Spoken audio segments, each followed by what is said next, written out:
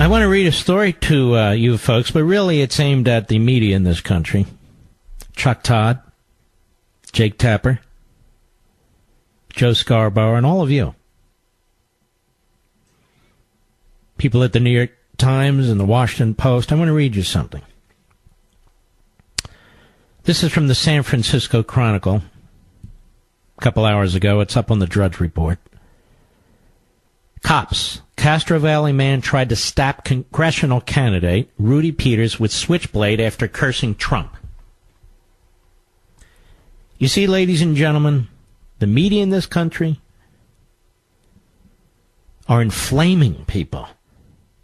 Inflaming people. The stuff that Scarborough says, and Jake Tapper, and Don Lemon, Lawrence O'Donnell, Rachel Maddow, they're guests, that Trump is a racist, that he's Hitlerian,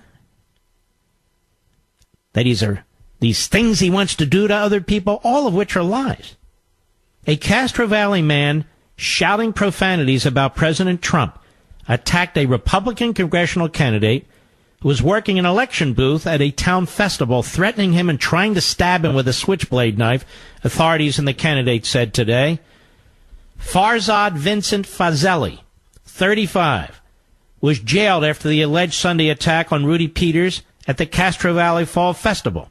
Alameda County prosecutors charged Fazeli on Tuesday today with a felony count of making criminal threats and misdemeanor counts of exhibiting a deadly weapon and possessing a switchblade. No one was seriously injured, but in an interview, Peters said he had never been concerned about his safety prior to Sunday, though his wife has often warned him to be careful. It's a shame, he said. People are just polarized right now, and this country's divided, and it's just a mess. Shouldn't be that way. County sheriff's deputies responded at about 3:45 p.m. to a report of a possible knife attack at the festival on Castro Valley Boulevard. According to the officials, witnesses told deputies that Fazeli approached Peters in an aggressive manner at his booth, made disparaging remarks about the GOP and elected officials. All of a sudden, we hear someone screaming, F Trump, F Trump, Peters recalled. He said the man raised his middle finger and was standing right in front of the booth. Peters had been sitting with Joseph Garkar, a Republican state assembly candidate. He said they were both kind of shocked by the outburst, but that the man seemed like he was walking off. The next thing you know, Peters said, he stops and turns around and says, I'll show you, and runs at the booth. The man grabbed a coffee cup from the table and threw it at Peters, the candidate said, prompting Peters to come around the table and grab him. The two wrestled to the ground before the suspect hopped up, reached into his pocket, and grabbed the switchblade. He's screaming, I'm going to kill you, mother F. Peters said he had the knife, but the blade wouldn't shoot out. A sheriff's deputy said in court affidavit that Fazeli threatened to use the pink switchblade on Peters, but couldn't open it. Peters said he grabbed a sign from a nearby cupcake booth and braced to use it as a shield. Someone stepped in and urged the attacker to calm down, Peters said, before he left the booth. The candidate reported the incident to the sheriff's office, which had deputies seated a few booths away. Fazeli was soon detained at a nearby bank, officials said. Peters is running for the 5th Congressional District of 15th Congressional District in California, which is mostly in eastern Alameda County, and he's a supporter of President Donald Trump. Peters' website advertises MAGA on its homepage, an acronym for Trump's slogan, Make America Great Again. Peters is running against Democratic incumbent Eric Swalwell. Remember this guy? He's all over TV, a Trump hater. In a tweet Tuesday, Swalwell wrote he was glad to hear Mr. Peters is okay, quote unquote. But it's never okay to use violence to settle political disagreements or any disagreement, the tweet continued. Fortunately, the Alameda County Sheriff's Office arrested the suspect. Fazeli has past convictions in Alameda County for burglary and battery, records show. On his Facebook page, he criticized Trump for complacency following this year's mass shooting at Marjorie Stoneman Douglas High in Florida. Another post he wrote, Hurricane Irma, payback for voting Donald Trump. Fazeli is licensed to work as a security guard in California, according to state documents.